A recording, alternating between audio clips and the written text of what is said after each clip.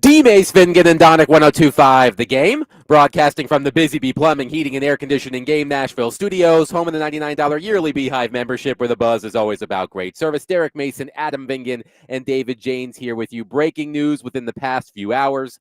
The Tennessee Titans have fired head coach Brian Callahan. A statement released by Titans president of football operations, Chad Brinker, in conjunction with the news. Quote, after extended conversations with our owner and GM, we met with Brian Callahan this morning to tell him we are making a change at head coach. These decisions are never easy, and they become more difficult when they involve people of great character. We are grateful for Brian's investment in the Titans and Tennessee community during his tenure as head coach. We thank him and his family for being exemplary ambassadors of the Tennessee Titans. While we are committed to a patient and strategic plan to build a sustainable winning football program, we have not demonstrated sufficient growth. Our players, fans, and community deserve a football team that achieves a standard we are not currently meeting, and we are committed to making the hard decisions necessary to reach and maintain that standard, end quote. That a statement from Titans president of football operations, Chad Brinker. Brian Callahan's tenure ends at 4 wins, 19 losses. Derek Mason, let's get right to it. Your reaction to the Titans firing Brian Callahan earlier today. I know what you want. I know you want me to go crazy, everybody. I know you want me to just yell and scream and I told you so, or they should have kept him. But that's not the case. Look, you are what your records say you are. He understood that he was on a hot seat coming into the season. And at no point of this season, outside of a quarter, has this team showed significant growth. Now, you could point at, Jeffrey Simmons playing at a elite level, but Jeff has played at this level prior to Brian Callahan. So we knew that Jeff could play this way, but the last 2 seasons he was injured a lot. But outside of that, you're not seeing enough growth. Actually, what you're seeing is regression in this team. Um, and I'm not pointing out one specific person. I'm just saying, as a team, you're seeing this team regress. You're seeing a head coach that in this last press conference, he just looked dejected. He looked tired. He looked as if he didn't know what else to do.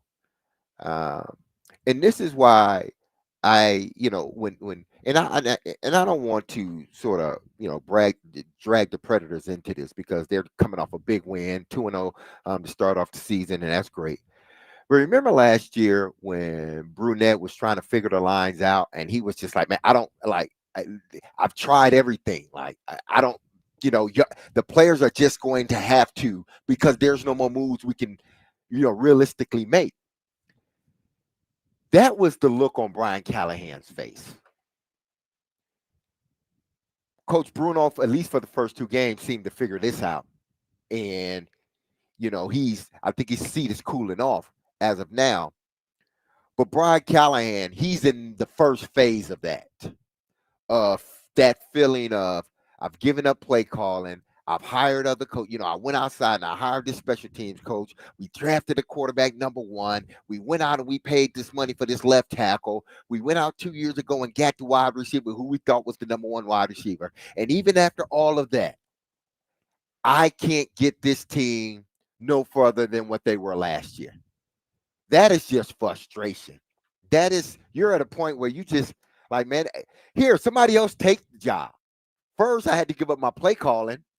And now, even with me giving up my play calling and being more, splitting my time amongst everybody, being more judicial with my time when it comes to every position, it still hadn't looked any better. And the Titans, I think at the beginning of the season, they knew this was going to be the outcome. They knew it. Look at the roster. Look at who they brought in. Look at what the what we would call your veteran, your top end guys. Look at how they're performing. And you're going to add a rookie quarterback to the mix. This isn't a recipe for disaster. We just need to manage this the best way we know how. But Brian Callahan, I think they were thinking we already got a contingency plan. Now, I don't know why they haven't named an interim coach yet, But I I want to believe that this team, when knowing that they were going to fire, because again, I think they had this in their mind at the beginning of the season. But if you know this was the case, then why haven't you, or do you just want to wait for the press conference to name your next interim coach, which may as well happen? But it just seems like things are just out there and nobody's talking about it from the organization. Yes, you're getting, statements being made in press releases, but nobody is talking. And what time is it? Almost 4 o'clock. I mean, who does that? Do you? And this is what I mentioned to you earlier before the show. We haven't heard, and I'm sure we will hear from, but we haven't heard from Borganzi or Brinker since the season started. I don't think. And that's a shame because you traded away a pivotal piece, a young pivotal piece on your defense, and you let the head coach, take and field all the questions while y'all hid, behind, the cloak or stood behind the cloak, behind the veil. But y'all let him take all the shots. That to me shows that, y'all wasn't really in it with him or for him. Because if you're in it with him and for him, aren't you out there with him to explain this?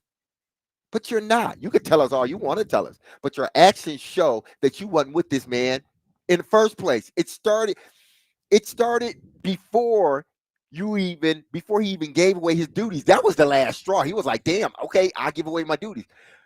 But you traded away a critical piece of your defense, and you had the head coach discuss it with the media instead of the people who put together the trade. Who does that? That's the stuff that, like, fans, like people that follow, they're like, man, what's really going on here? To your point, the Tennessee Titans have not named an interim head coach. That was not in the announcement that Brian Callahan had been fired. There has been no reporting to suggest who that interim coach could be. Mike Borganzi and Chad Brinker, it's my understanding that they will address reporters at some point. I'm not sure if that is today. Teron Davenport, ESPN NFL Nation Titans reporter, will join us at 4 o'clock. We can ask him that question. There was supposed to be a news conference at 2:30. That, of course, was canceled following the news that the Titans had fired Brian Callahan.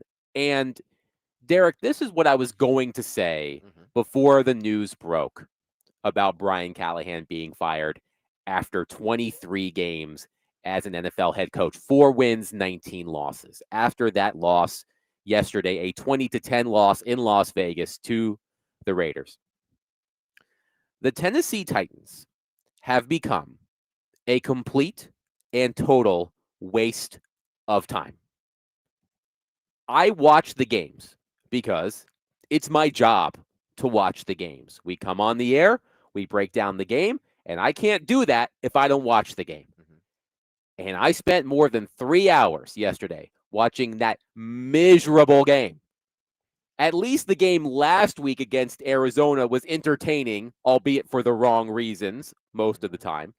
But at least that game was entertaining. The Tennessee Titans have become a massive time suck. Like, I've said this before, Titans fans. I commend you for watching this football team. If you do not have to watch this football team, Derek, you have to. Yes. I have to. Those of us on the station, we have to. This team is a mess. There is nothing redeeming about watching this team play football. The offense is just terrible. And if not for Jeffrey Simmons playing his ass off, the defense would be even worse. And it's not even great to begin with. So just think about the massive amount of turnover that this organization has undergone since December 2022. So not even 3 calendar years. The Titans in that span have fired John Robinson, hired Rand Carthon, fired Mike Vrabel, promoted Chad Brinker, hired Brian Callahan, fired Rand Carthon, hired Mike Borganzi, and fired Brian Callahan. That is all since December 2022. That is an extraordinary amount of dysfunction. And the Tennessee Titans are exactly that, dysfunctional. So I think the Titans made the right choice. After you watch Brian Callahan go out there, and we'll talk about the offense because I did some research. I guess that's my new catchphrase. I did some research before the show, before all of this news broke, about just how terrible this team's offense is. Brian Callahan had to go. And I noticed this a couple of weeks ago. He looked like, and you said this just now, Derek Mason, Brian Callahan looked like a coach who had run out of answers. The the gray in his beard became a lot more pronounced over the past couple of weeks when you watch his news conferences. He was getting more combative in those news conferences. You could tell that Brian Callahan was at his wit's end. And I honestly think the Tennessee Titans did Brian Callahan a favor by firing him today. I'm sure he feels relieved and he's still getting paid and he doesn't have to worry about this anymore. But just, it's yet another example of just how far this organization has fallen in a relatively short amount of time. I don't know how this compares to other organizations around the NFL, but I feel like this era of Tennessee Titans football is going to be studied by front offices around the NFL on how not to operate an NFL franchise. 615-737-1025. Our phone and text lines are driven by WilsonCountyHyundai.com. We want your reaction all show long to the news that the Tennessee Titans have fired Brian Callahan after 23 games. He leaves with a record of 4 wins, 19 losses. No interim coach has been named at the moment. We will discuss that and more with Teron Davenport, ESPN NFL Nation Titans reporter. He will join us next. Again, 615-737-1025. We are broadcasting live at the all-new Circus Sportsbook Kentucky inside the Mint Gaming Hall. Head up here and watch the Bills and the Falcons, as well as the Bears against the Commanders on Monday Night Football.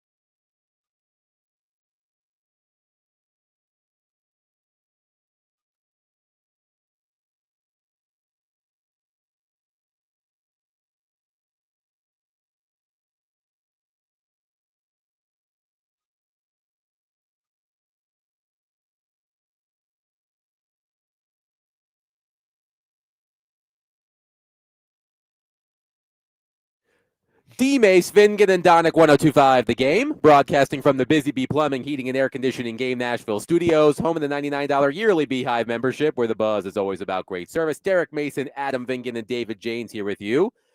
The breaking news in Tennessee earlier today, the Titans have fired head coach Brian Callahan. Joining us to discuss that on our phone line, driven by WilsonCountyHundy.com, ESPN NFL Nation Titans reporter Teron Davenport, who is presented by Bart Durham Injury Law and fueled by Parman Energy. Teron, you were in Las Vegas yesterday for the Titans' loss against the Raiders. As you were in the locker room, still at Allegiant Stadium, did you get any sort of vibe that this move could be imminent? I did, honestly. And obviously, the product that was on the field was atrocious. But I think if you go beyond that, you look at the comments. When Jeffrey Simmons said that they came out flat, and he said that it was one of the worst weeks of practice, that told me all I needed to know. I said, hey, you know what? Let's go ahead and get this darn pre-write tweaked up and updated with this Raiders loss and get it ready to go. I'm just thankful that they did it while I was back here in Nashville and not on the plane, because I didn't want to do Wi-Fi. I wanted to go to sleep. Well, Teron, this is a big picture question. What went wrong for Brian Callahan? How much time do we have here? We've got plenty of time right now since you just came on. No, I say that jokingly. I mean, a lot of things went wrong. You know, he was brought in to be a guy to help develop the future franchise quarterback. And obviously, last year, Will Levis regressed, and Cam Ward hasn't been promising. So you have that. You have the fact that they have a 174 win percentage since the start of last season. You know who's had a worse one than that? John Harbaugh and Jim Harbaugh. I tell you, nobody. You look at the points, right? 83 points through the first 6 weeks of the season. That's the least that they've had since 1985. I was 9 years old, guys. I'm 49 right now. So, I mean, you have that. You have some of the on the field procedure things, you know, not challenging Alec Ayman's catch in week one. You have obviously the stuff that happened, you know, the following week. And then you look at just the way this organization, right? The team, if I had to ask you, okay, what is one trademark of this team? Like what's something that you know this offense is going to do? You can't say anything positive. You could say, oh, well, I know they're going to run the ball on first down. I know they're going to have screens. And I know, you know, on those screens, the DBs are going to turn into Ronnie Lott. You could say that, but you can't say anything positive. So, I mean, a lot has gone wrong. It's unfortunate. You never want to see anybody lose their job, but we know what this league is, right? It's result-oriented. And when you don't bring the results, these are the consequences.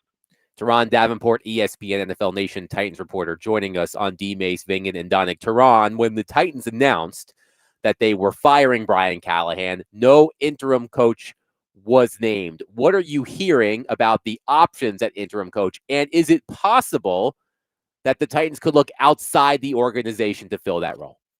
Well, I think anything's possible right now with this organization. I haven't heard anything along those lines, but what I heard is they're still sorting through that. Now, this isn't something that just automatically suddenly popped on the agenda this morning. This is something that we know has been considered for quite some time. So how they've managed to get to this point where there's all this sorting out. I mean, typically when a team fires a coach, the interim is named. Now, you don't always have a father-son tandem, so I get that.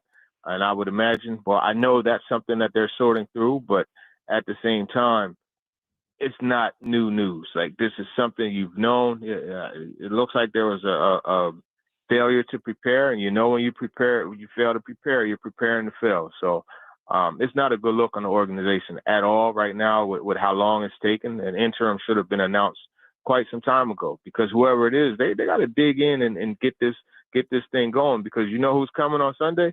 Mike Vrabel and the New England Patriots. And you can rest assured that Vrabel is going to be looking to drop at the minimum a 40 burger on them, and at the minimum 0 points allowed.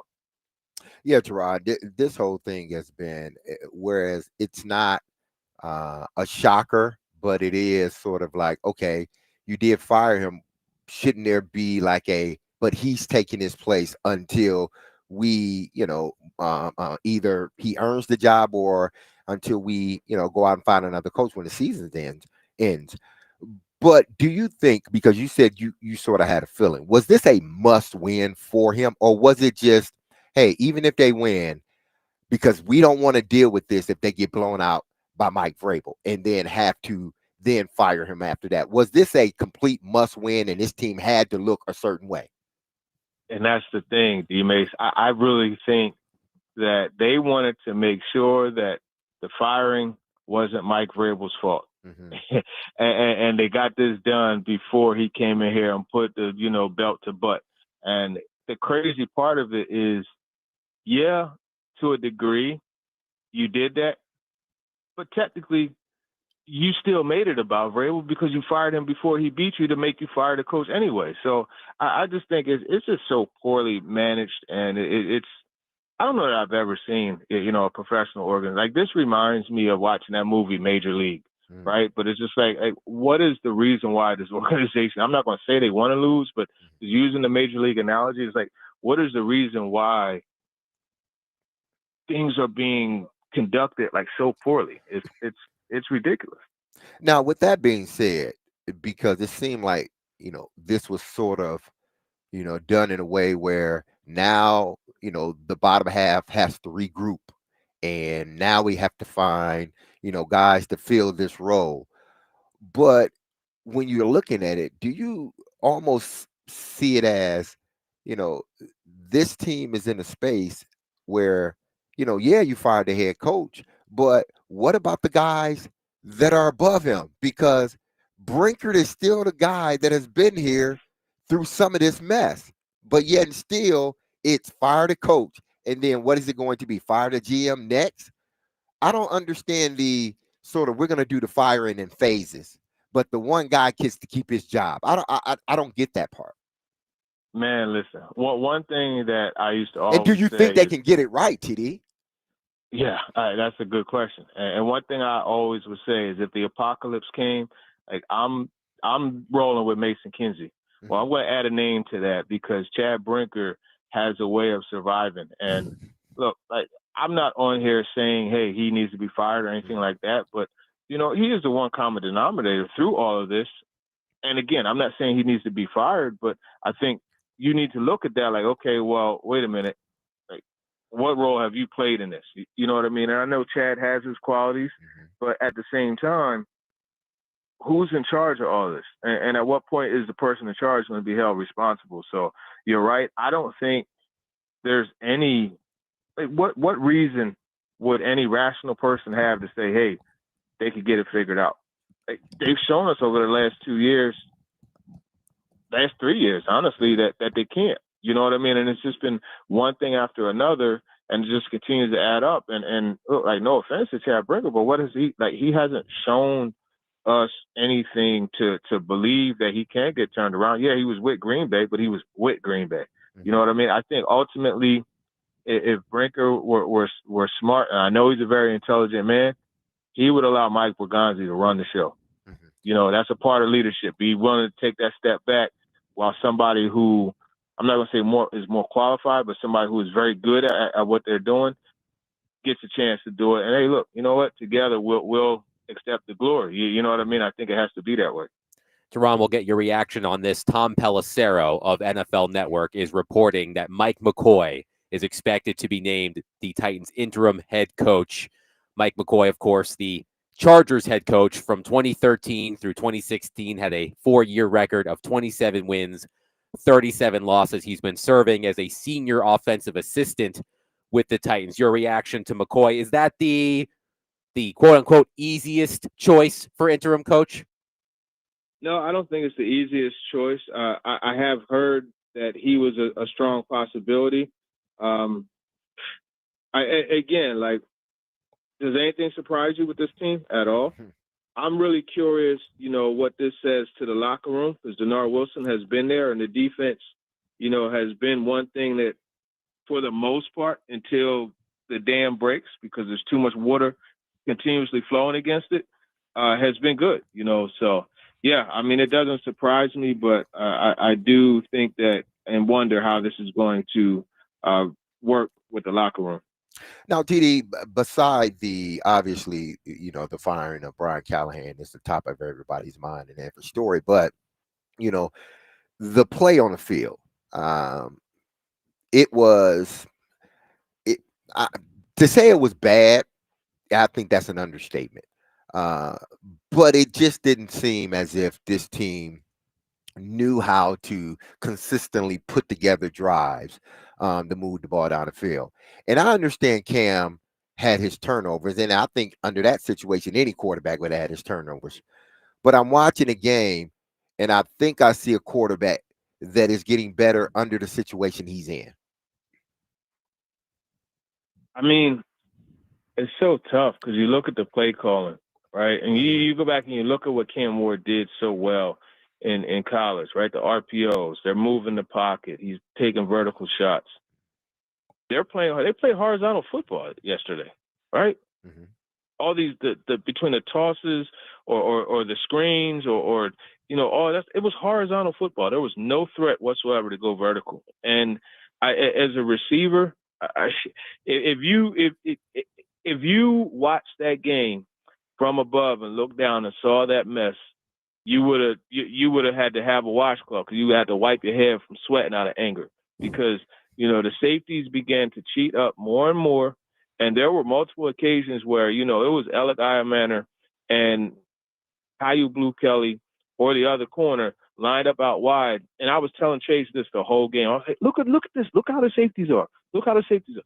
Because it would be single high, and that single high would be away from that one-on-one over there. I'm talking about to the point where he's almost at the opposite hash.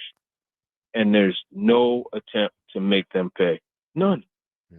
I don't get it. So, I mean, yeah, obviously Cam Ward has not been the best player. He's been bad. But at the same time, it's like, why not let him do what he does? Like, you don't go buy a sports car and take it on a dirt road. Like, you're supposed to drive that thing on an open highway and open it up and do what it does, and that's not what's happening here. Now, after all of this, the firing of a head coach, obviously the way that this team has looked on the field basically every game with the exception of one quarter, and that was the last quarter of 2 games ago. Can you potentially now see the Titans being a player as far as trades? Because now they know there's unless there's a miracle, McCoy can do a miracle. This team's not going anywhere. And then you have players on your roster that could potentially get you what you coveted, and that's draft picks. Yeah, I mean, look, nothing can be ruled out right now with this organization. It's dysfunctional, no direction. So I wouldn't be surprised by anything outside of Cam Ward being traded. Outside of Cam Ward, like, I personally think that anything's on the table. Teron Davenport, ESPN NFL Nation Titans reporter, has been our guest on D. Mace, Vingan, and Donick. He joins us every week, and he is presented by Bart Durham Injury Law, and he is fueled by Parman Energy. Teron, thank you so much for your time. I know it's been a hectic day for you. We'll catch up soon. Oh, yeah. No, it's all good, man. I love action, so it's fun, man. There's a rush. There's adrenaline.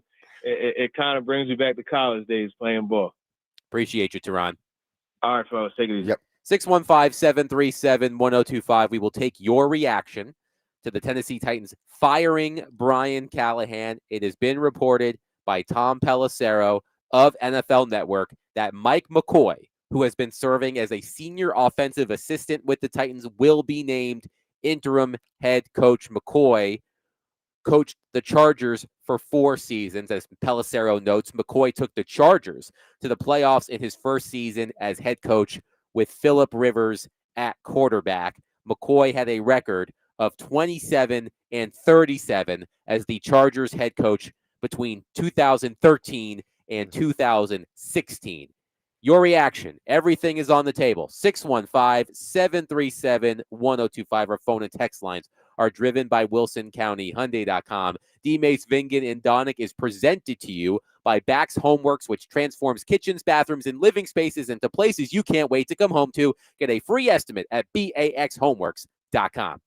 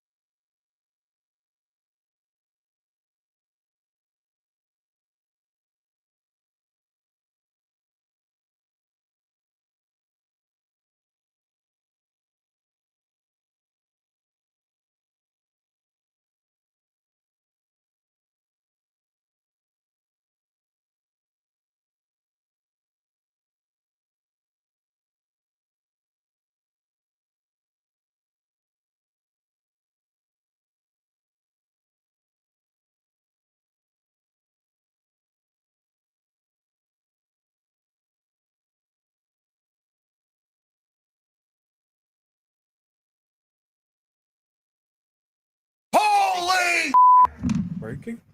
Adam Schefter told us in the last hour, I don't forecast any coaches getting fired anytime in the near future, but there's a chance that I get off this call and I get a text and somebody's been fired. They have. We can guess it. Callahan fired. Tennessee Titans. Wow. You didn't guess it. Can't we? We would like to say, Coach Callahan, obviously following Mike Vrabel down there in Nashville, from what I've learned about the people of Nashville and how they felt about Mike Vrabel, not only the coach, but the human he was and how connected he was to the community, and obviously the unceremonious exit that he had from the Tennessee Titans, and then also being able to earn the #1 seed for the Tennessee Titans in the AFC when he had like 100 guys on the IR. Like Vrabel was, I think, beloved by Titans fans. I think there wasn't a lot of positive. I think Vrabel was certainly one of them in the community. So whenever he's just kind of kicked to the curb and then Callahan's brought in and it goes the way it goes, and then Ryan, obviously, and it goes the way it goes, I think this guy was swimming upstream a lot. Yeah. Okay. And obviously it didn't work out. That was Pat McAfee reacting in real time to the news that the Tennessee Titans had fired Brian Callahan. Paul Kaharski of paulkaharski.com. I'll spit it out for you. Paul Kaharski of paulkaharski.com has tweeted within the past 3 minutes. No surprise here, but Paul says, quote, "One person in the building whose opinion I trust is certain Bill Callahan will resign." Again, no surprise there. If a team fires your son, you're not sticking around, Derek Mason. So Paul Kaharski notes that it is certain, or one person whose opinion he trusts within the Titans facility says it is certain that Bill Callahan will resign. 615-737-1025. Our phone and text lines are driven by WilsonCountyHyundai.com. We have a lot of reaction from you. We want to hear more of it. 615-737-1025. Jason in Manchester says, the front office needs firing too. Any management that had a chance at 2 generational talents, Abdul Carter and Travis Hunter, and could have taken either or traded back for more picks are incompetent.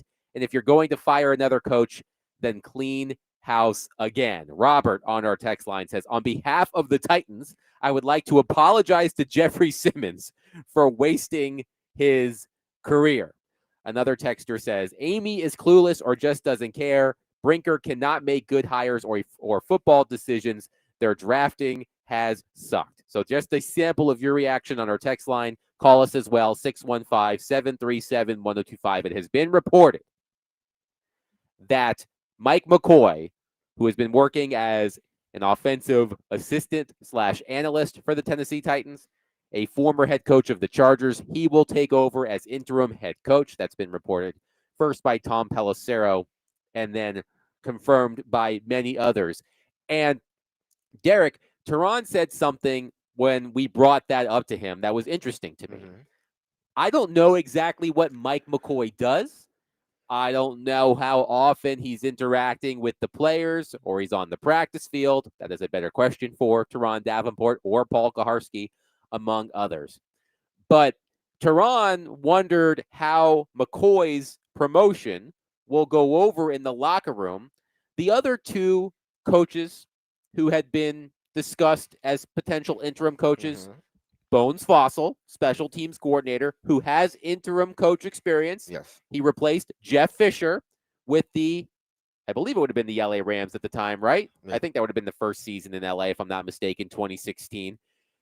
He replaced Jeff Fisher at the end of Jeff Fisher's time in the Rams organization. He lost all 3 games. He was the interim coach. And then Denard Wilson. But Wilson and Fossil are in the trenches with these guys every single day. I'm not sure Mike McCoy is. What do you make of that assertion from Teron Davenport? I mean, it would, as a veteran in that locker room, you do wonder, why did they choose to go outside of the sort of locker room in a sense? And I preference all of this with saying, listen, now, I don't know if Mike McCoy was in the trenches talking to the players, interacting with them like that, coaching them up. I don't know if he was doing that. He could have been. But I am going to just presume he wasn't, because he's an offensive assistant. And when I think of an offensive assistant, I'm thinking of a guy that's doing a lot of the film work, a lot of the breaking it down, but he's not really interacting with everybody on the team. Now, he may interact with some of the offensive guys, yes, because that is what he's tasked to do as far as breakdown and helping out. But when you're talking about the whole team, I'm not sure he has that much interaction. So with that being said, you're bringing a team that's basically in turmoil, have no identity, really so inconsistent that, again, after a win, they have a Thursday practice where it's just a dud. You shouldn't have that. So you're asking a guy that hasn't been with these guys, hasn't stood up in front of them and spoken to them every day, haven't went over X's and O's with them, haven't sat down with them and just talked about family time. He hasn't done all that, but you're asking him to lead them? That don't make no damn sense. And listen, I'm saying that if he hasn't, I don't know if he has. Maybe he has. And if he has, then okay, you can do that because they have a relationship with them. But I'm assuming from my experience in things like that happening or happened, I don't know this guy like that. From a defensive standpoint, a veterans, maybe one of two veterans because he's been around the league. So you may, but you're not dialed in. You don't know the heartbeat of the team like that. So y'all went out and got him instead of getting a Fossil or a Wilson who knows the heartbeat. I know this team ain't doing well, but at least they know the players. The counter argument would be that this move would be the least disruptive because Bones Fossil can still stick on special teams. Denard Wilson can keep focusing on the defense. Bo Hardigree, we assume, will continue calling plays. So it's the least disruptive of the options. That would be my counter argument. But you're still an outsider. So now you got to build attachments to individuals. Now you got to call in meetings. Now we got to go over here and I got to tell you what I want. And now we got to set a whole new agenda. Instead of, hey, we're going to go with, Bones Fossil. We're going to go with, Denard Wilson or another senior outside of another Callahan, but another senior coach that has really been in it. Because I'm not inserting you to win ball games because, listen, our roster is not, we can't do that. So I'm not inserting you to think, all of a sudden that, oh my goodness, we're going to have this resurgence and rebirth and now we're going to be a playoff team. I am just hiring you to manage the calm the waters just a little bit. And I'm not sure if an outsider that doesn't know, again, this is all if he hasn't spent time with the team. So I'm saying all this as if he didn't or hasn't. So you're asking an outsider to come in to all of a sudden navigate and calm the waters. You're going to be in more dysfunction. And he's just he's a stopgap. By the way, my favorite interim coach name that was floated out there before this announcement, I shared it with you. Yeah. Mike Florio mentioned Eddie George as the interim coach for the Tennessee Titans. Like, I wonder if Eddie George would be interested. Harkening back to what the Indianapolis Colts did a few years ago when they plucked Jeff Saturday. Not Friday. Not Saturday. Jeff Friday. Yeah. Jeff Saturday. Not Friday, but Saturday. Plucked Jeff Saturday off of ESPN. I think he went 1-7. But he knew that he was going back to ESPN with the same job. Right. I can't imagine Eddie George would have left Bowling Green to come be the Titans interim coach if he didn't have any sort of assurance that he was going to be the coach full-time moving forward. Let's get to your reaction, 615-737-1025. Let's go to Trey on our phone line. Trey, thank you for calling. Please go ahead. Hey, Trey. Hey, I just wanted to say, hey, don't y'all think that, because I know y'all was talking about it like last year and stuff and all the way up into this year, and y'all kind of predicted that halfway, around the first beginning of the season, that they was going to sacrifice him and fire him, since last year. But I think that was just like low-hanging fruit, you know what I'm saying? Because everybody was complaining about it, and I think that was just low-hanging fruit. But who really should got fired was Brinker, because he's orchestrating this mess.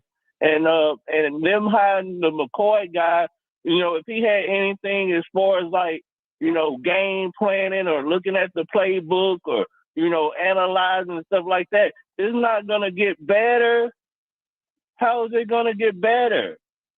Like Derek said, it won't get better, and it's up to Cam to figure out what he wants to do as far as learning how to play the game. You can give him all the plays in the world, but if he don't execute them, it's on him. And Brian, that's bad about Brian, but he need to take that little check and, you know what I'm saying, have a good life, because it won't get better, guys. And y'all have a good day. Thank you. Thank you, Trey. Listen, because I came into today thinking we're going to talk about Cam Ward and his offense, and I was going to be a stark defender of Cam Ward. Why? Because I went back and I watched the film. Again, I'm not going to be a stark defender of an individual unless I watch the film. I went back and I watched that film. Listen, all quarterbacks, if you want to talk about the ball slipping, it happens to everybody.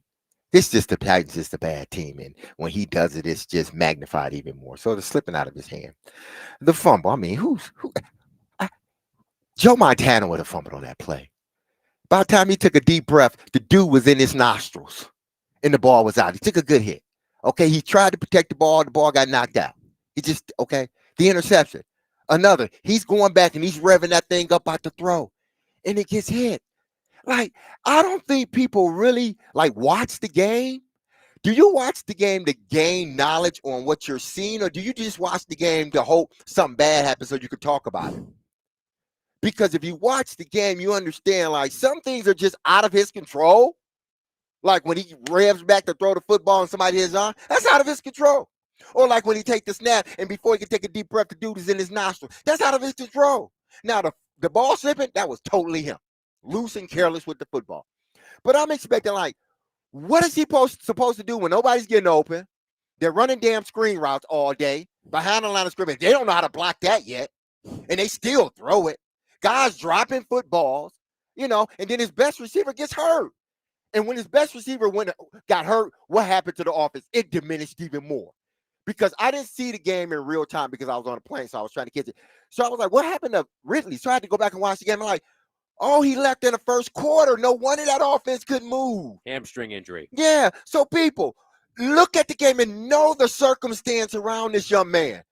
I've been imploring, please do that before you come on and I get it. You can do that. I understand it. But don't just come with the same stuff, because if you're watching the tape, this kid he got his percentage back up. It was up to 68% completion rate. He was 20-something for 30-something for 30, I think 22 for 30-something. 26 of 38. Yeah. So he would, as far as throwing the football, he did a good job. He worked with what he had. What do y'all expect him to do?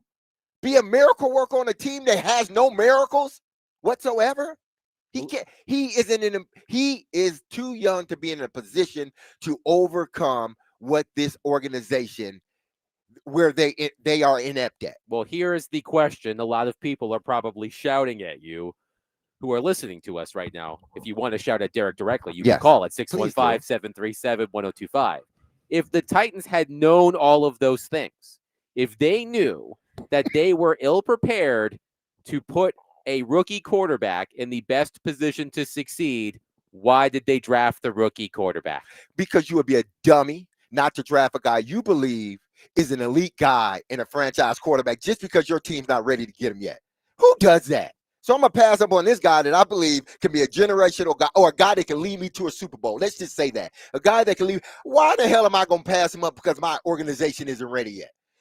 That doesn't make sense to me. I'm going to take him, and I'm going to try to do my best to hold on until we can continue to build up our roster and make it better. That's what I would say to those individuals that would say that. Let's go to Gil from Cali on our phone line, driven by WilsonCountyHyundai.com. Gil, thank you for calling. Please go ahead. Yeah, I have to agree 100% with that comment right there. I mean, it would not make sense to pass up a young, good quarterback because your team is not ready. That means that's just I don't even know how people can even think like that. But my question to you guys is all that you've seen, I want to see what both of you guys say. From 1 to 10, what do you think, what are the chances do you think the Titans will draft and will pick the right coach? And I'll go back. I'll sit back and listen. Thank you, Gail. Well, that's what everybody's wondering.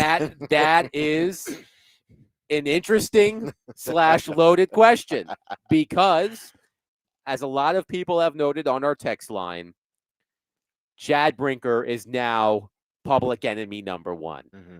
His human shield, Brian Callahan, is no longer here to protect him. Many texters have said, what's the common denominator in all of this organizational upheaval over the past few years? It's Chad Brinker. Chad Brinker is now firmly in the line of fire for Tennessee Titans fans. So that's an interesting question, Gil, because do we trust not Brian Callahan? He's no longer here. Do we trust Chad Brinker? Do we trust Mike Borgonzi? Do we trust Amy Adams Strunk, Burke Nihill?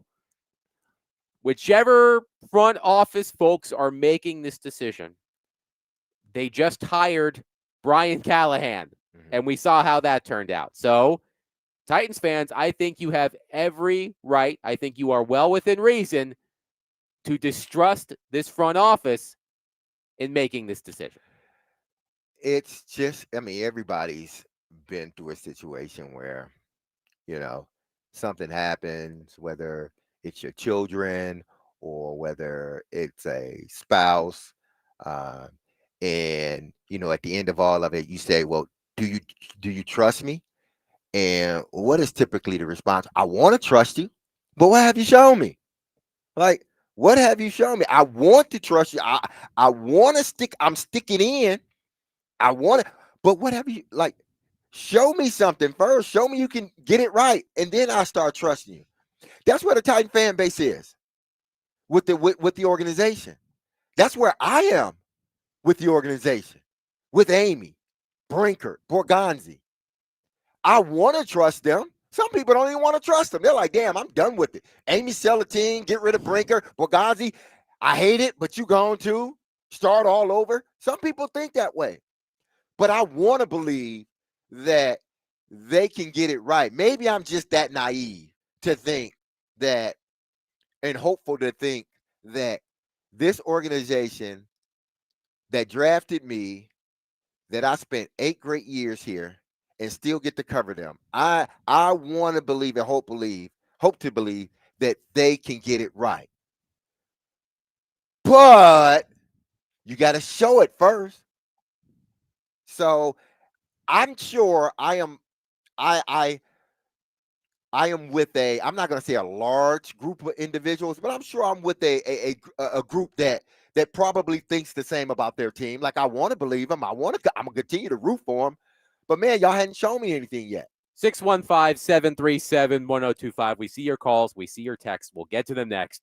Your reaction to the Titans firing Brian Callahan, Mike McCoy reportedly named interim head coach. 615-737-1025. Coming up next, we'll hear what Jeffrey Simmons had to say yesterday after the game. That absolutely had to be the nail in the coffin for Brian Callahan. We'll discuss that next. 615-737-1025. Mondays were made for Macero. Big screens, bold flavors, and all the football action. From queso to kickoffs, this is how Macero does game night. Macero Football Mondays in 12th South. Don't miss a snap.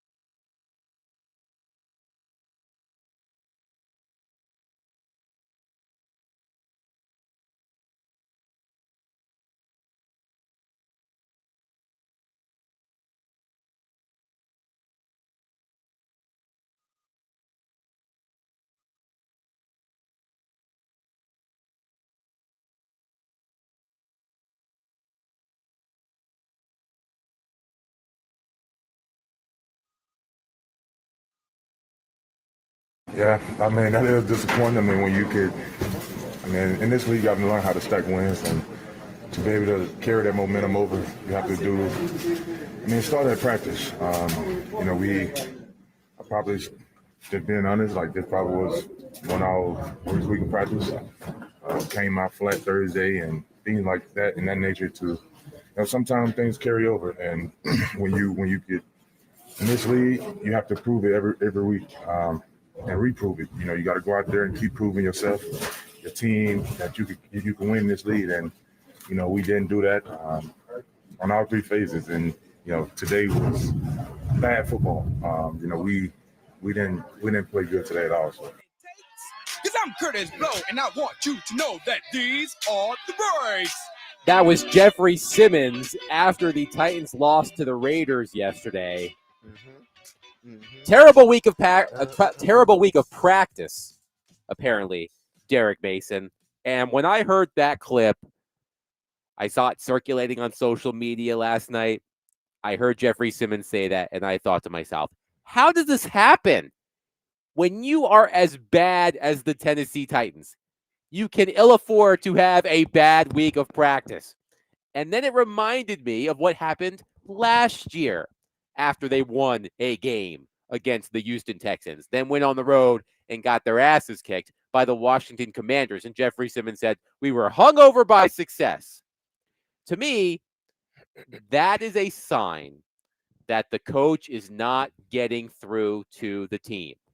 If your leader says after a loss following your first win of the season that you had one of the worst practices you can remember leading up to the game, that is an indictment of your head coach. And I wasn't convinced that the Titans were going to fire Brian Callahan today, but when I heard that from Jeffrey Simmons, I said to myself, you can't have that. You've got to do it. You've got to move on. I mean, once again, you know, and what did I tell me? What did I say last week? What did I say last week? Well, you said a lot of things last week. No. What did I say in particular about winning a football game? And I wish we could pull up these clips. And I'm going to make sure, because tomorrow I want to make sure we pull up these clips from last week. Okay. I'm going to look through them and I'm going to find it. Okay. I said, if this team, if I hear after the game, if they've lost, if I hear after the game any excuses of, you know, it was a hangover or whatnot, somebody needs to be fired. Well, I guess somebody was listening to me. Seriously. It happened. Because when your leader, and we got to go back and get that clip, and hopefully we can get it for tomorrow. Your leader, Jeffrey Simmons, I'm not saying he can't. That's not what I'm saying. But when he comes, he can't be the one that says we didn't have a good practice. Because when he says it, y'all didn't. And when he says it, you know who hears it really loudly? Those are guys, those people above him. Because if somebody else said it got to travel through the veterans first, and it may dissipate even before it gets to the coaches. But when the guy at the top of the food chain in the locker room says it, it doesn't have many people to go through before it needs to ding, hit somebody. It only had a few people to go through. And those people, along with the owner, heard it very, very loudly. Very loudly. And they said, you know what? We heard the same thing last year. We heard this, and this is what we tried to avoid. That right there. And by golly, we heard it. It's time for him to go. Amy Adams heard it too many times in back-to-back seasons after a win. A one win in a dismal season. One win. A leader comes and the same leader says, yeah, we had a bad week. We were flat on Thursday. How in the hell can you be flat on Thursday? You got Monday off, you got to shake off. Tuesday, you got off. Wednesday, you come back to your practice. It's a long practice. So we're in it. Now we're greased up and all up. We're ready to go. And you come out on Thursday? I could see if Wednesday may have been a little flat because you're just getting into it. But you come back Thursday and you flat? Nah, man, you got to go. It speaks to a coach who was unable to get through to his players. If, as you said, the same leader, 2 seasons in a row, following a win, the first time we were hungover by success, man. We won 1 game during a dismal season. Well, they won 3 games, but that was the last game they won last season at Houston. We won 1 game and we were hungover by success. And then fast forward 1 year later, the Titans lose again. We had one of the worst days of practice I can remember. Paraphrasing Jeffrey Simmons there. That speaks to a coach, as I just said, who is not getting through to his players, and now he doesn't have to because he doesn't have a job. Let's go to your phone, 615-737-1025. Let's start with Joey, who has been waiting patiently. Joey, thank you for waiting. Please go ahead. Thanks, guys. When I got in the truck a minute ago and turned the radio on, I heard Derek's rant, and that kind of inspired me to call about Cam. But then you asked the question, Adam, about did it surprise you the firing of Callahan today? It's like I would have fired him last year. I mean, he screwed up Will Levis. There were so many miscues last year. It's just I was excited about his hire originally. Hey, this offensive guru coming in here with a good quarterback, and yeah, that sucked. But I'd have fired him last year. I was surprised it took him 6 games this year. As far as Cam Ward, I was in the camp of trade the pick last year. You know, fleece somebody like the Vikings, like the Cowboys did with Herschel Walker back in the day, get a bunch of picks. But now that I've watched Cam for 6 weeks and see flashes of what the guy can become, I'm excited for him. I'm excited to have him on our team. The question is, can we keep him alive? When he's getting sacked 25 times through 6 games, the guy can't even run for his life. He can't get out of the pocket. He's so well encapsulated in there. You know, they talk about his dual threat. Like, I don't want him running. Just, damn, take a knee as compared to some of that stuff when these guys are pounding on him. But, yeah, I'm excited for what he can become. I'm seeing flashes of things. He's making some throws. He's got a cannon for an arm. He's getting a relationship with the 3 rookie receivers between Helm and then the 2 wideouts. I'm seeing good things that make me hopeful. It's just, 1, don't screw him up, and 2, keep him alive. And, you know, we'll have another high draft pick this year, and maybe that's the one we trade and, you know, find a left tackle that doesn't give up 30 sacks a season or whatever the guy we got from Pittsburgh that paid so much money for. And, you know, Latham yesterday looked like he was on roller skates. Glad to have him back because he's better than what we had. But it's like he's going to get killed. The poor guy, I watched one sack. They split the center and the right guard. It's like, no, you take him. No, you take him. And neither one of them blocked him. Like, thank you for the call, Joey. So, appreciate you guys. Thank you, Joey. Of course. Thank you, Joey. No, and Joey brings up the sack totals. Cam Ward sacked 6 times yesterday, and some of them were rough. And here's the thing that freaks me out the most, to Joey's point. Anytime someone brings up the sack totals for Cam Ward, he has taken this many sacks through this many games, the most by a young rookie quarterback since whatever the stat is. The name that is always invoked is David Carr. And that scares the crap out of me because David Carr's career was ruined by the fact that he was taking sack after sack after sack for those expansion Texans. So that whenever I hear David Carr and Cam Ward in the same sentence, it freaks me out there. Yeah, and there have been other quarterbacks that got sacked, you know, way too many times, and they found their way out of it. And I understand that, you know, people go back to Sean Payton and saying, hey, listen, sacks are more of a quarterback's stat than anything. But I'm thinking it's mighty curious to me that in both years under this regime, the quarterback has taken a lot of sacks. I can see if Will Levis took a bunch last year, he and Mason Rudolph, and then, you know, the next following year, Cam didn't take as many, or Cam, you know, he wasn't nowhere near. Then I would say, that is a quarterback stat, because under the same offense with the same coach, Cam Ward is getting sacked. He ain't getting sacked near the time those guys got sacked, or the regime before that. But I'm starting to realize, no, it ain't a quarterback's damn stat. It's a offensive line stat majority, because there's no way in hell you could tell me that both of all these quarterbacks the Titans have had over the last 3 seasons, that they all just took the sacks because they wanted to. The line is horrible. Who's been coaching them hasn't been good. Well, to be fair, Mason Rudolph was much better at avoiding the sacks after being pressured. But they than Will still was Levis there. was. Like the pressure was still Yes, there. the pressure still But was Mason there. Rudolph did a much better job of getting rid of the ball and not getting sacked in the same way that Will Levis did. Let's go to Marlon on our phone line. Marlon's also been waiting patiently. Marlon, thank you for calling. Please go ahead. Hey, you're welcome. You guys doing okay? And happy Columbus Day all the way down here from Enterprise, Alabama.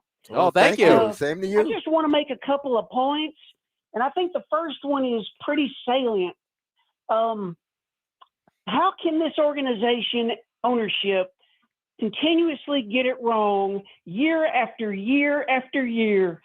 We're talking 65 years of Super Bowl futility with this owner and this owner's family. And I think that's just a crying shame, because there's lots of Titans fans down here in Alabama. We're upset. We're sad. Okay, that's my first point. My second point is do you think a minority coach could fix this locker room?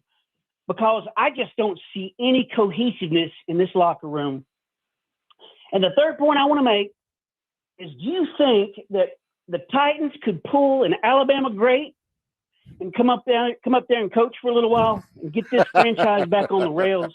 Because this franchise is in deep trouble, and that new football stadium is going to be a mausoleum if you're not careful up there. So that's all I got to say. I'll hang up, and I'll call back from Enterprise here in a few weeks. Thank you, Marlon. Thank you for the call. I like that. Well, Nick Saban may not be. Okay, by the I way, would love for Nick Saban to be the next coach. I would love it. Believe me. One texter, by the way, earlier said, can y'all stomach bringing in Bill and saving him from college? I will tell you this, unnamed texter. If the Titans did that, I would quit. I would quit. No way, no how. Bring in Nick Saban, but not Bill Belichick. Okay, I'm a big Nick fan, so you bring him in, every day, all day. I'm in agreement with that. But the caller, thank you for calling from Enterprise, Alabama. Thank you. I see we're reaching people far and wide with DVD and more of our shows as well. But can they get this right after 65 years? They've had some really good teams. Whether it's the Bum Phillip days, whether it was the Warren Moon days, whether it was the Eddie George, Jeff Fisher, Steve McNair, whether it was Mike Vrabel, Derrick Henry, those guys, they've had their moments. And in one of those moments, the Super Bowl was attainable, meaning we got to the Super Bowl. But it's been too much up and down. So, Marlon from Enterprise, Alabama, can they get this right? I hope they can. I'm tired of the roller coaster, and I know you are too. And those that follow the Titans in Alabama, Enterprise, Alabama, I know y'all tired of this roller coaster and been more down than up lately. So I'm like you. I don't know. And that's what everybody's wondering. Can they get this right? By the way, some additional news. Chad Brinker and Mike Borgonzi will hold a news conference at 7:30 p.m. Central. Seriously? 7:30 p.m. Central. Eastern. 8:30 p.m. Eastern. Yeah. 7:30 p.m. Central. Wow. So you all need to stay up. Until 7:30. They're hoping y'all fall. They're hoping y'all fall asleep. All the radio shows will be off, so can nobody talk about it. Oh, and then the question: can a minority? I don't know who can fix this locker room. I don't know if it's a minority coach, a dog, Charles Big. I don't know who can fix this locker room. Are you suggesting that Airbud? Airbud. I don't know who can fix this locker room. But they just need somebody. 615-737-1025. We will continue to take your reaction and discuss the Titans' firing of Brian Callahan. Derek Mason, Adam Vingan, 1025 The Game.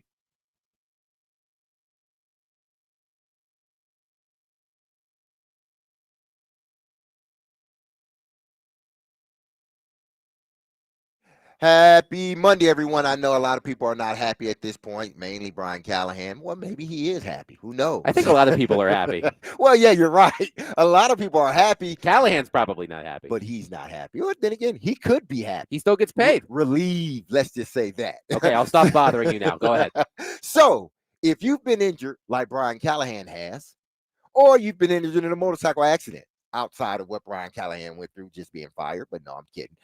A motorcycle accident, go to lawtigers.com for your free case evaluation. Even if your accident was months ago, you have nothing to lose by calling Law Tigers. Insurance companies want to pay out as little as possible, or frankly, nothing at all. Law Tigers make sure you get the compensation you deserve and doesn't get paid until your case has been settled. Look, they understand how much your bike gear is worth to you, so they will help you get it all repaired or better yet replaced. Law Tigers is the resource the motorcycle community turns to when in need. So whether it's to support an event, or if they see you broken down on the side of the road, with Law Tigers, you'll never ride alone. So call 1-800-LAW-TIGERS or visit lawtigers.com.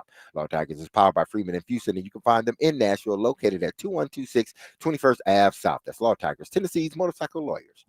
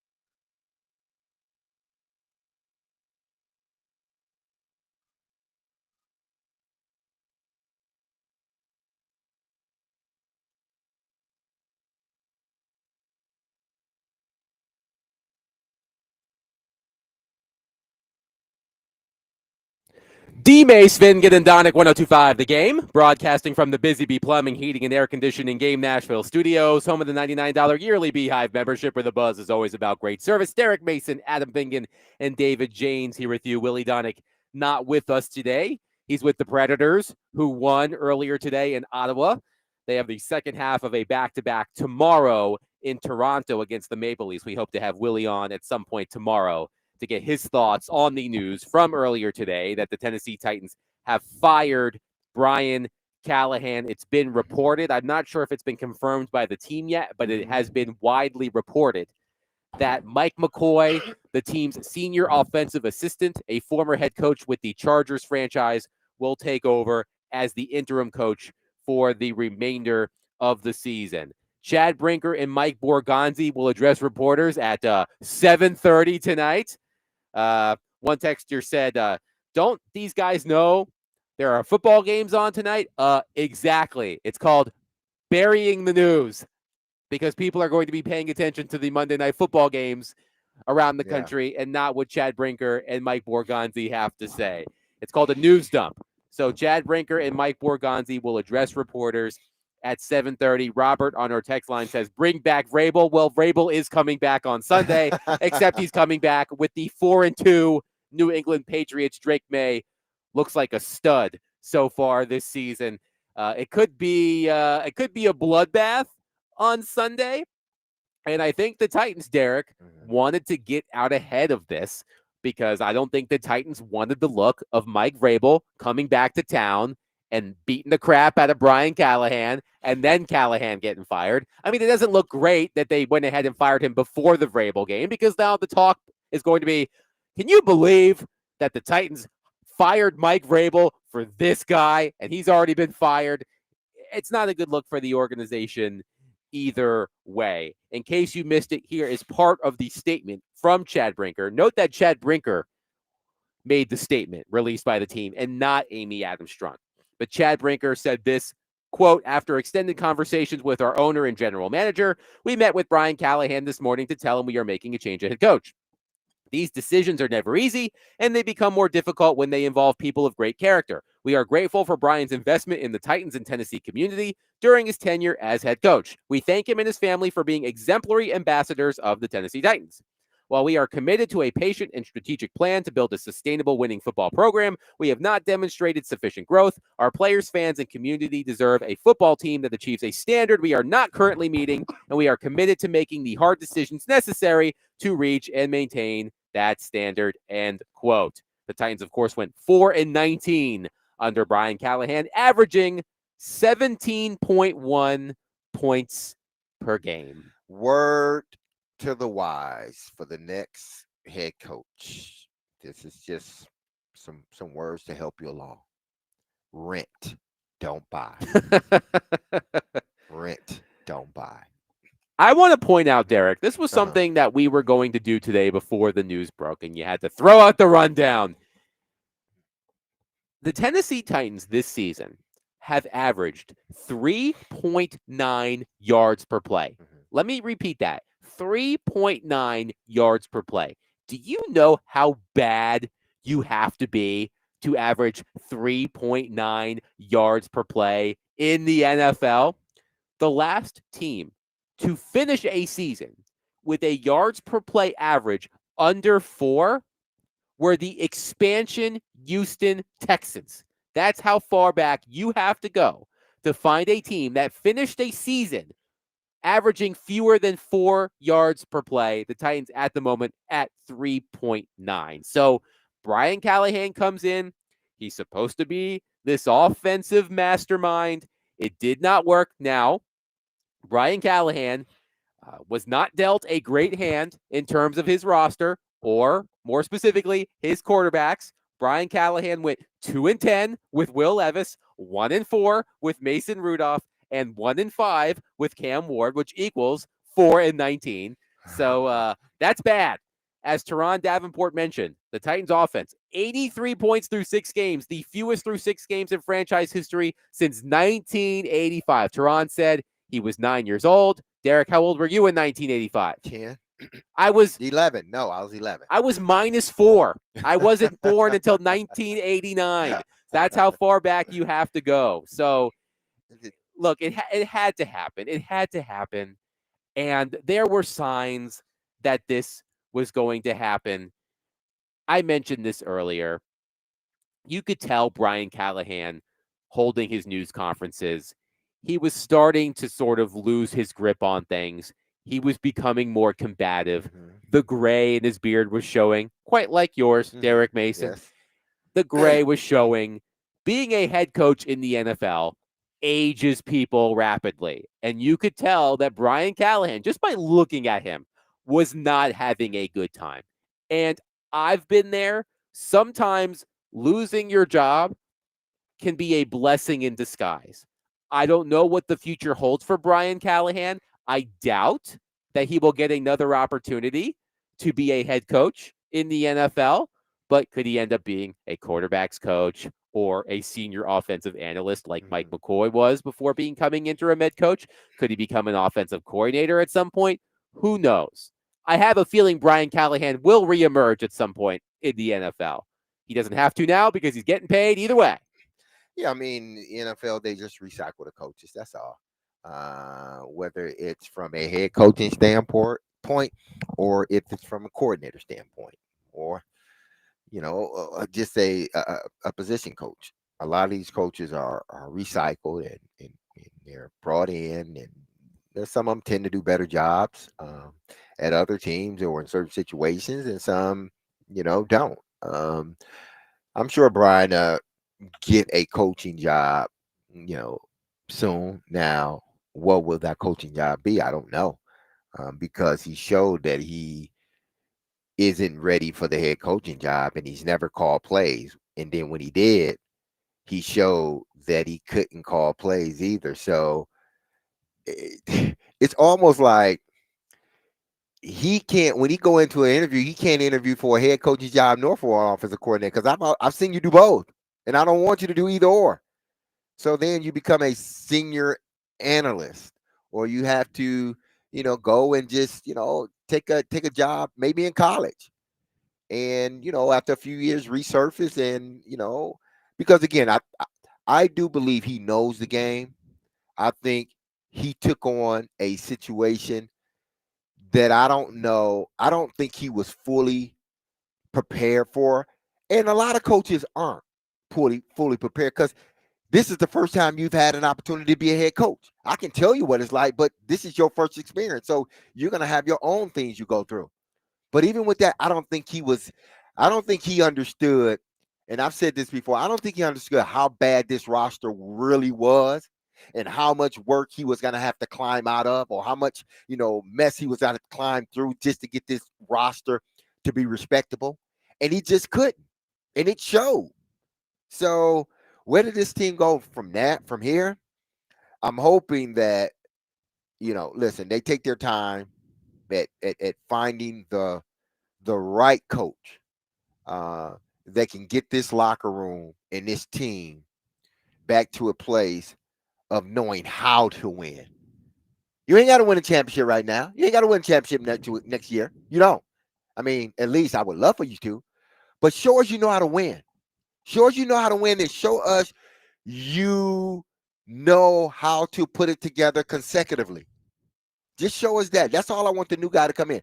Show us that this is a disciplined team and know how to win. You ain't going to win every game, but you know how to win games.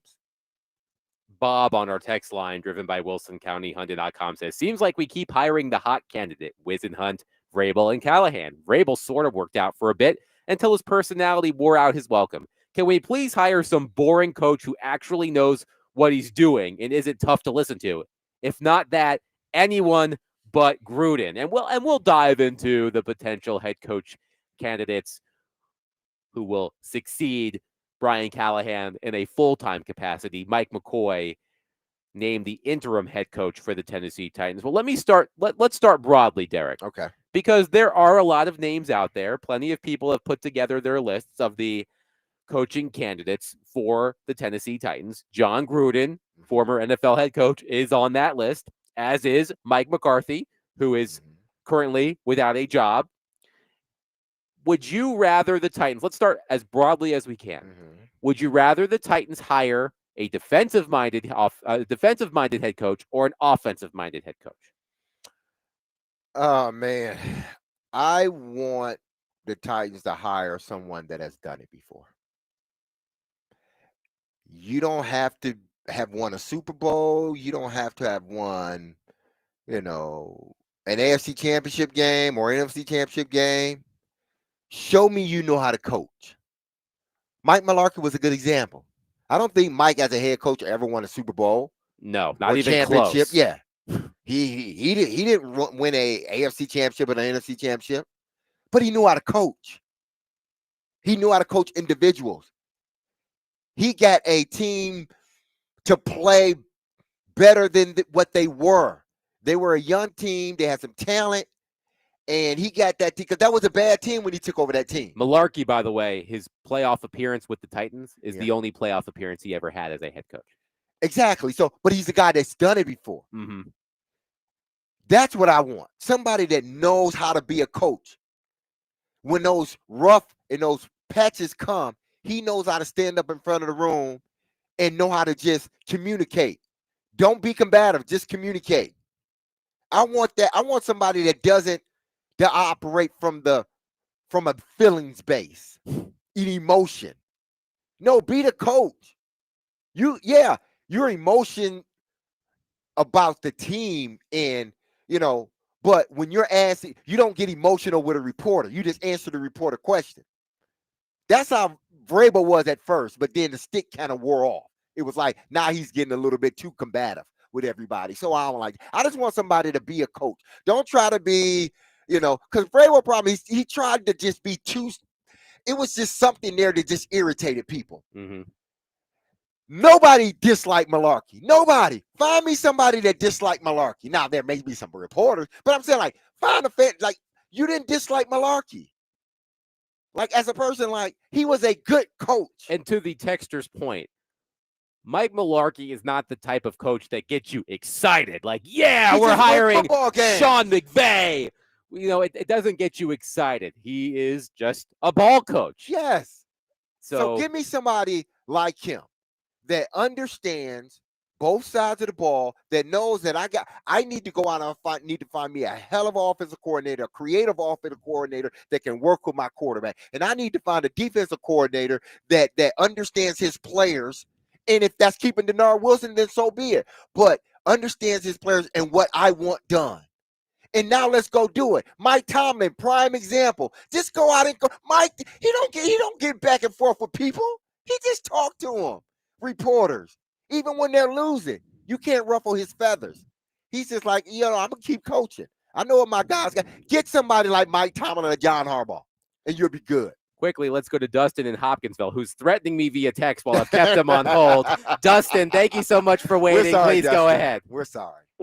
You're good. On a day like today, we all love to chime in and hear ourselves talk. I'm going to listen to myself in just a minute. Go for it. What is her infatuation with Mike? I don't know, man. The next one I want is Mike McCarthy. I heard the news today, and I've been screaming, Callahan's not the guy since last year. I mean, I could have been wrong about that, but I wasn't. Anyway, we're numb. Today was a good day, but it's damn, where do we go from here? This is a terrible organization. It is not cute to own a dang football team. Get your head out of your rear end. Let Borgonzi make the calls. You made the right decision letting Brinker right out. Hey, it's hard to fire good guys because he's the next one you need to fire. He has got to go. Get the poison out today. Hand the keys over to the Lamborghini. We don't need the Honda and Pollard and all that. We need a dang Lamborghini in here. Get Mike McCarthy, a proven Super Bowl. You don't have any more chances, honey. Sorry, don't mean honey, ma'am. I about lost myself there. Ma'am, I'm calling the divorce lawyer. I don't even care about the assets anymore. All I want is the kids. Thank you, Dustin. Thank you, Dustin Dustin. got real. Honey, listen, it's over with between us. Come on. Just give me the keys. I don't want nothing from you. Just leave. I just want the car keys. Just give me my car keys. Oh, hey, man. See, guys, that's how y'all got your fan base like that. That is what has happened and how much you have eroded the fan base. When they got to resort to you as basically, this is a divorce scenario, and they call you honey. Honey, Just give me my keys. Like, just give me my money back for my tickets and let me go. Like, I want to divorce Titans. This is where you are itching closer and closer to. It's true. The Titans do like Mikes. There was Mike Mularkey and Mike Vrabel. Mhm. Now there's Mike McCoy. Maybe it is Mikey's. Mike McCarthy. I wanna be like Mike. By the way, I just want to follow this up because I was talking about it in the previous segment. According to Football Reference, rookie quarterbacks through their first 6 games of their career in terms of most sacks taken. Mhm. David Carr, 39. Mhm. Jake Plummer, 30. Tommy DeVito, 28. Archie Manning, 28. Cam Ward, 25. So rookie quarterbacks through their first 6 starts, Mhm. most sacks taken. Cam Ward, 5th most. Wow. So that's what I'm concerned about. I was mentioning whenever I hear Cam Ward's sack numbers mentioned in the same breath as David Carr, I freak out. I do, because I don't want the same fate to fall on Cam Ward as we saw with David Carr. 615-737-1025. Our phone and text lines are driven by WilsonCountyHunting.com. We will continue to take your reaction to the Tennessee Titans firing Brian Callahan early this afternoon. Chad Brinker and Mike Borgonzi will address reporters at 7:30. So cancel your dinner plans. Speaking of honeys, call up your wife or your husband and say, "Hey, honey, can't make it to dinner tonight. I'm sorry. Chad Brinker and Mike Borgonzi are talking. Got to hear what they have to say." Or maybe they'll let you watch the live stream while you're eating dinner. Who knows? And if that person does, they're a keeper. 615-737-1025. Derek Mason and Adam Vingan. We are presented by Bax Homeworks, which transforms kitchens and bathrooms into living spaces, into places you can't wait to come home to. Remodeling done right. Get a free estimate at baxhomeworks.com.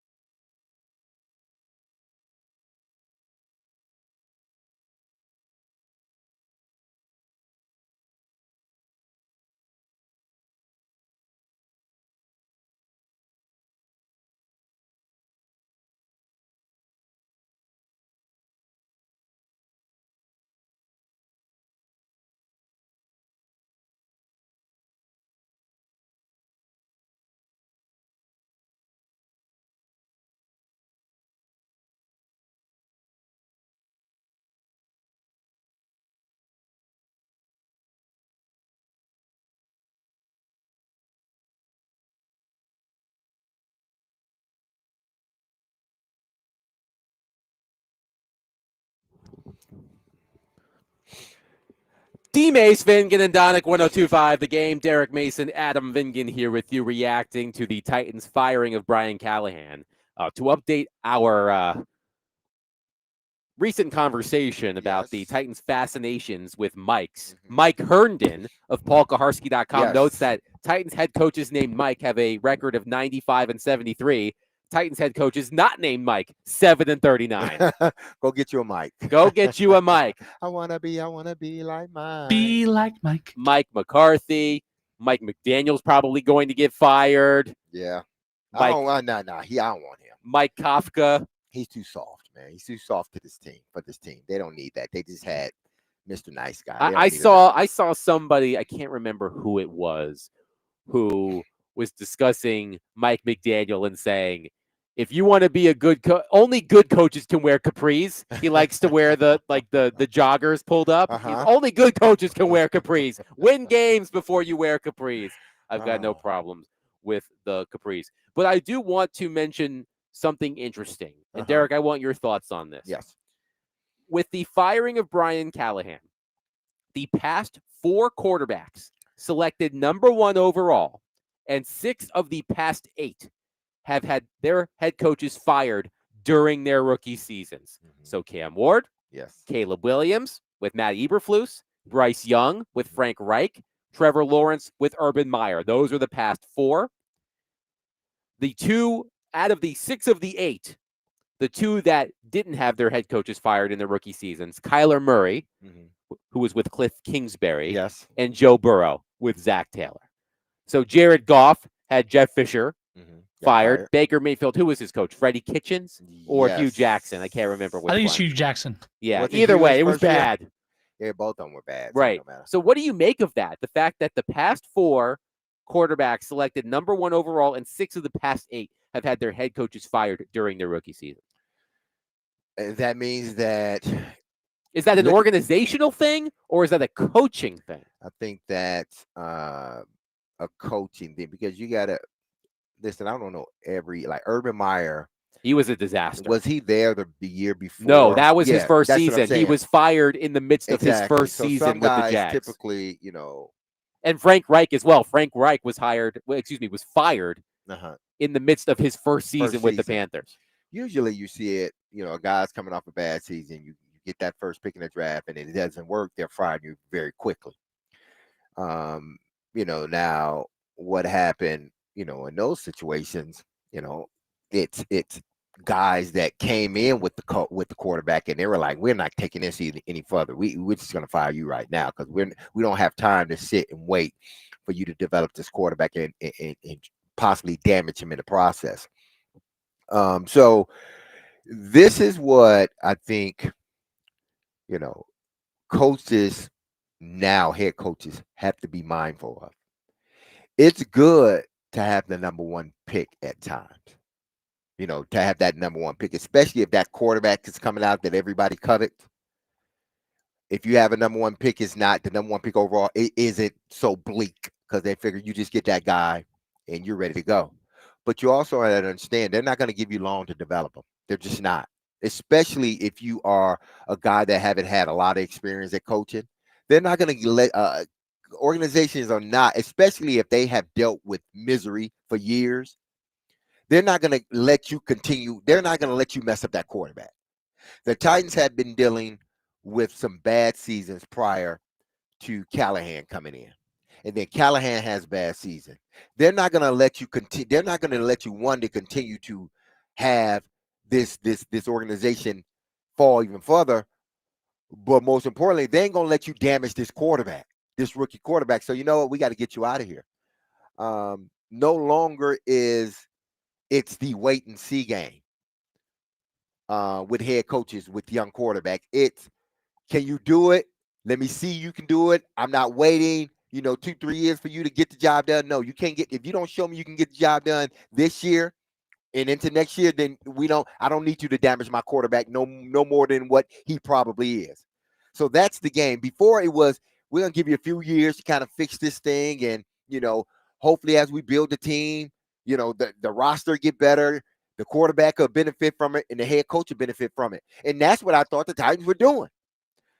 But once again, the part about patience. And listen, I get them firing Brian. You show patience, but what is it going to be like if the other coach starts off not so good?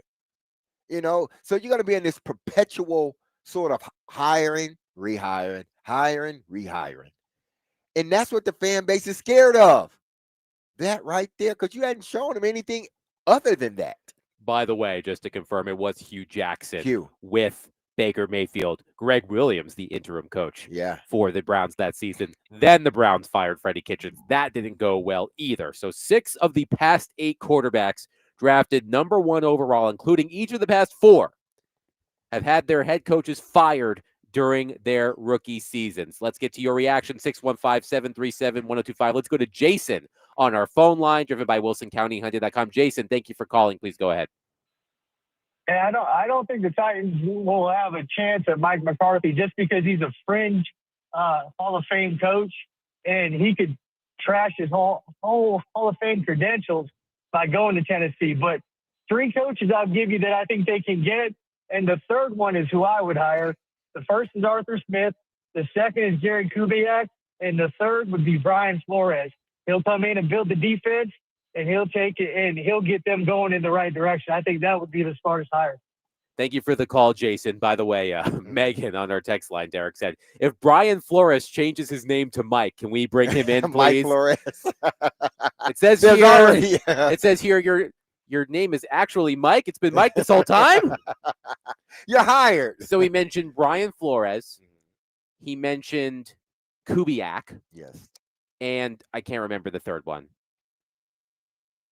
Arthur Smith. Arthur Smith. Thank you, of course. Arthur Smith is interesting because he has history in this organization. He knows how it works. He's the offensive coordinator with the Pittsburgh Steelers. The Steelers are doing well. His time in Atlanta as the head coach did not go well, but he also didn't have a quarterback. Marcus Mariota started games for him at quarterback in Atlanta. Desmond Ridder started a lot of games at quarterback for him in Atlanta. Taylor Heineke, the pride of Old Dominion University, but also not very good, started games for Arthur Smith in Atlanta. So I know that Arthur Smith is going to be a popular name. I don't know with Arthur. How was that? See, and we will never know, but how was that locker room at Atlanta when he was the head coach? Yes, I know that they were going through the sort of quarterback carousel, but did he maintain that locker room? Were they losing because he didn't have a quarterback, or was they losing because he didn't know how to coach the locker room? That's what I don't know. I listen, his time here was great. He knows how to call plays because you see what he's doing in Pittsburgh. So he understands how to call plays. But can he, again, is he better suited to just be a play caller? That's the thing. Because he got the opportunity to be a play caller and a head coach, and it didn't work out. But he goes where he can just be a play caller, and that seems to be working out. So that tells me, no, I don't want him as a head coach as much as, or maybe I don't want my job to be his next job. Let's just say that he needs to prove it a little bit more. I can't just go by what he did in Atlanta as a head coach / offensive coordinator. I understand he's a good offensive coordinator, but he need to go somewhere else possibly. Now, did the texter say Gary Kubiak, who's an old coach, he's an old soul, or is he talking about his son Clint, who is the offensive coordinator with the Seattle Seahawks? I didn't hear if he said Gary or Clint. I'm assuming he said Clint. Yes. There is a Kubiak still coaching. It's not Gary Kubiak. It's Clint Kubiak. So we'll put that one on the list as well. Let's go to James from Clarksville on our phone line. James, thank you for calling. Please go ahead. Yeah, I want to say, you guys, I don't think you've given Brian Callahan the credit he deserves. He didn't ruin one quarterback. He ruined 2. I see what you did there. He's not ruined yet, man. Thank you, James. He's not ruined yet. But look, James, he's not ruined yet. But I get what you're saying. I do.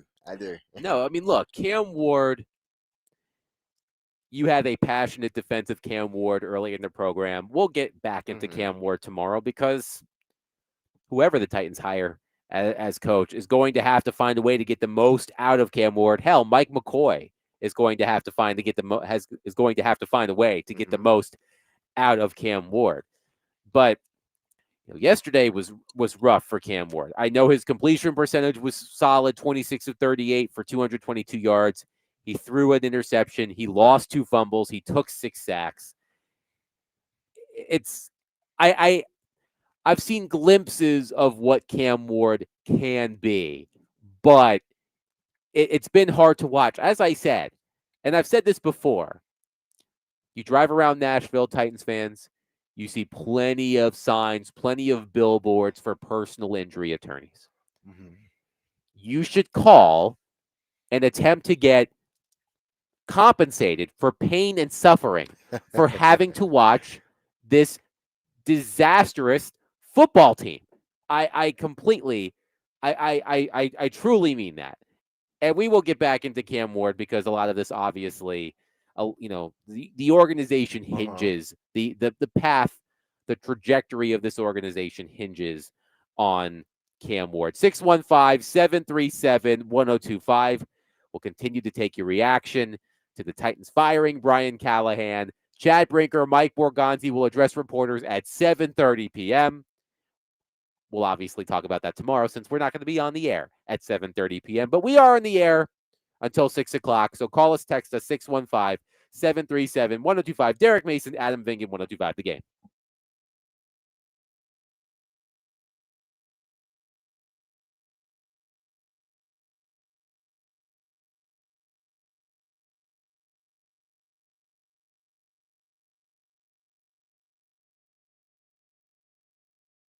Derek Mason here, and if you've injured yourself in a motorcycle accident, go to lawtigers.com for your free case evaluation. Even if your accident was months ago, you have nothing to lose by calling Law Tigers. Insurance companies want to pay out as little as possible, or frankly, nothing at all. Law Tigers make sure you get the compensation you deserve and doesn't get paid until your case has been settled. They understand how much your bike is worth to you, so they will help you get it all repaired or better yet, replaced. Law Tigers is the resource the motorcycle community turns to when in need. So whether it's to support you at an event or if they see you broken down on the side of the road, with Law Tigers, you'll never ride alone. Call 1-800-LAW-TIGERS or visit lawtigers.com. Law Tigers is powered by Freeman and Fuson. You can find them in Nashville, located at 2126 21st Ave South. That's Law Tigers, Tennessee's motorcycle lawyers.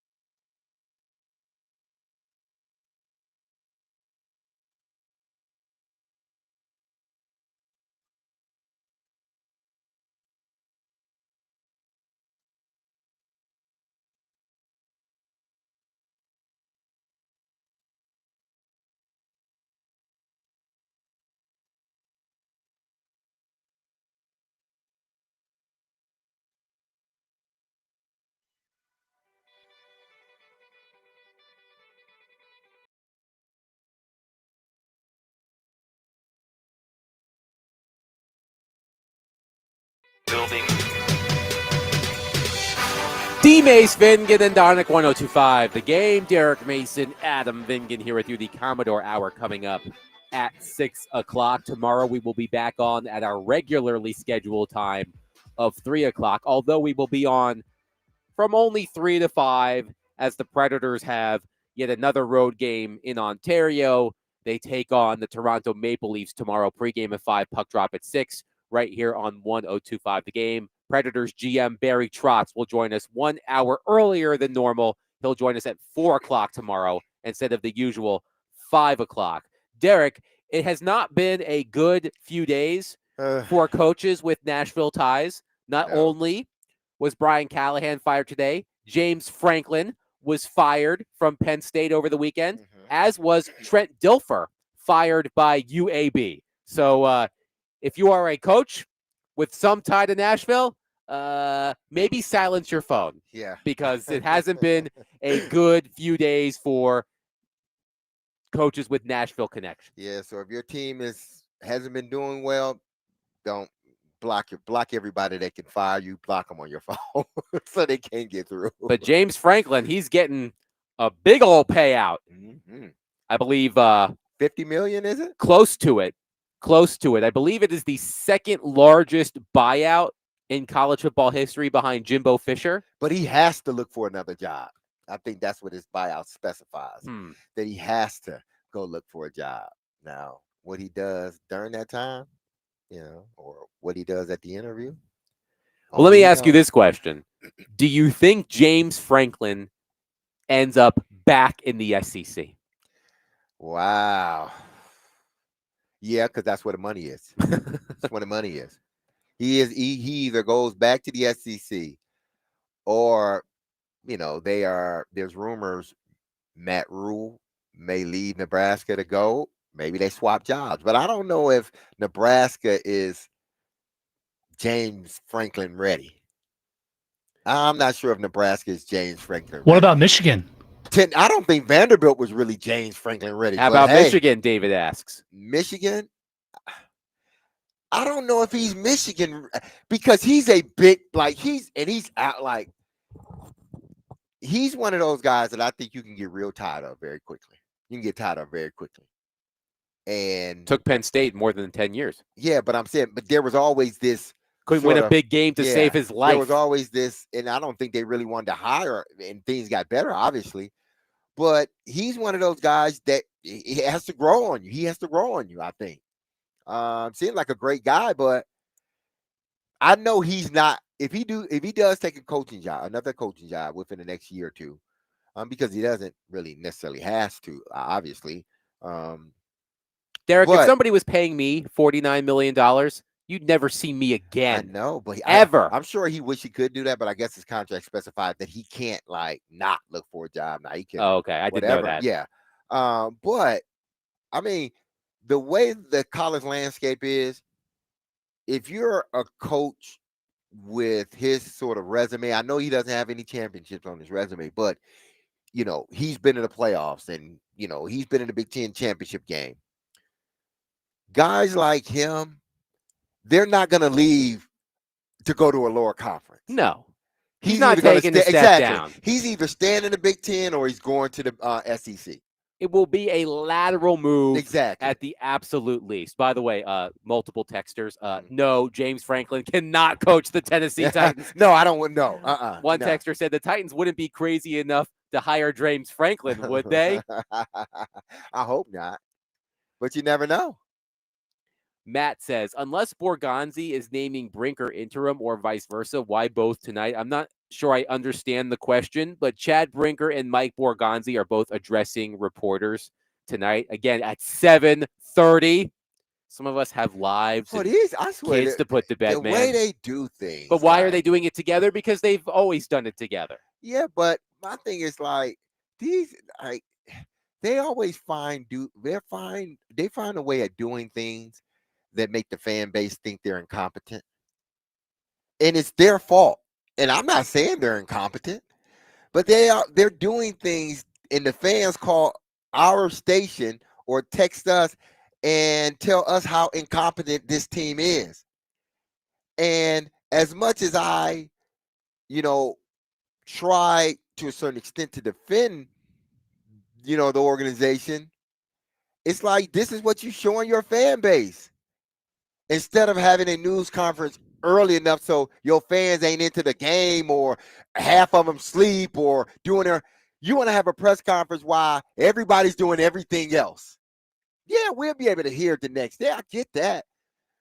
But aren't the fan base, don't you want the heartbeat of the fan base? So you want to do it at 7:30. I mean, it took them 4 hours between announcing that Brian Callahan had been fired and announcing that Mike McCoy was taking over. It took 4 hours. And what about your loyal fans in Alabama, in Enterprise, Alabama? I don't know if they're on the same time we are. Maybe they're an hour ahead on Eastern time. I think they're Central Time. Well, people. It is Central Time. Central Time. Yes. Well, what if they getting home with their family? They want to eat dinner at 7:30. They ain't listening. Turn the radio off, TV off. Little Mike put down a tablet. Dinner time. I'm not supposed to tell my wife, hey, we got to hold up dinner time to go listen to Borgazzi and Brinker. Come on. See, stuff like that. Why you couldn't have a press conference where everybody either I'm in my car and I can listen to it, or I can flick on the app or something and listen. Why wait till 7:30, 8:30 Eastern? About James Franklin. Man. Phil says, I'm taking that $49 million, going to the team I dislike the most, who needs a coach, running them into the ground for a year, and then enjoying my yacht. One texter says, I would look for a job and botch every interview on purpose. Yes, as Lenny mentioned, you don't want to do that. As Lenny mentions, they're making the announcement during Monday Night Football. This is a classic news dump. Yeah. But it's also like, it's such a strange time to have a news conference. It's a big story, obviously, when the NFL team fires its head coach. It's a big story. But I can't recall covering many 7:30 p.m. news conferences in my day. But at the same time, they would be criticized as well had they not held a news conference today and waited until tomorrow. So damned if you do, damned if you don't. Nate says the organization is weak as hell with this news conference at 7:30. I mean, I can't say I disagree. I mean, as I just said, you're damned if you do, damned if you don't. But this news conference should have been held an hour after the announcement was made. I would love to know, and we'll probably learn this in roughly 2 hours, why it took so damn long for them to announce an interim head coach. Maybe that's why. Who knows? Maybe multiple people were approached, as my voice cracks. Multiple people were approached, and they're like, nah, I'm not interested. And Mike McCoy's like, okay, fine, I'll do it 4 hours later. Who knows? But I'm sure we'll find out more about it. To me, I think it was giving them some room because the decision, well, I'm sure it was made hours and hours before it was leaked. I'm saying when they decided that we're going to do it. Now, when they told Brian Callahan, that's a different story. So I know they didn't just think of it, tell Brian Callahan 2 seconds later or 2 minutes later or 5 minutes later or an hour later. I'm sure they had been thinking about it. And while you were thinking about it and contemplating, didn't you have a plan in place to who you were going to put there? So when we do execute this move, we can have a news conference. We can name the coach and have a news conference. And we all can get together our talking points so we all are on the same page. But it seemed like y'all didn't do that. It seemed like y'all still trying to get everybody on the same page. What you need to say, how you need to say it. Defer to me. I defer to you. We're on the same page. Is McCoy going to be there? Did they say Mike McCoy would be there? No. I assume McCoy will address reporters tomorrow.